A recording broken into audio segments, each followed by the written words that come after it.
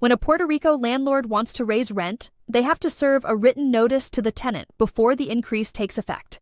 The standard notice period is 30 days for a month-to-month tenancy.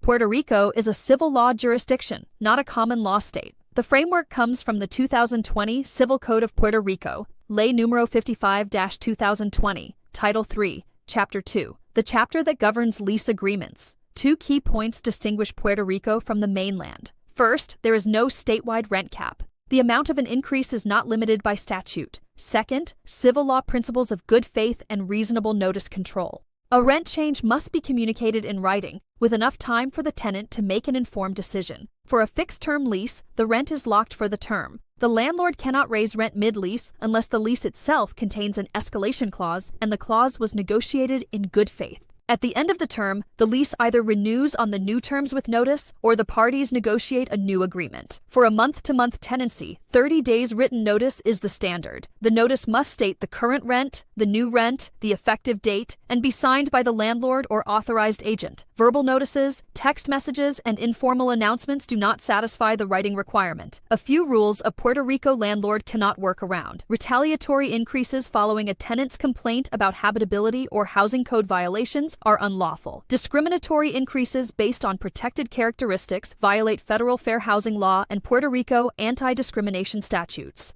And an increase made in bad faith to force a tenant out without using the eviction process can be challenged as a constructive eviction. The form on this page produces a compliant rent increase notice. The 30-day notice period, the property and tenant information, the rent change, and the signature block, free PDF download, built for Puerto Rico landlords.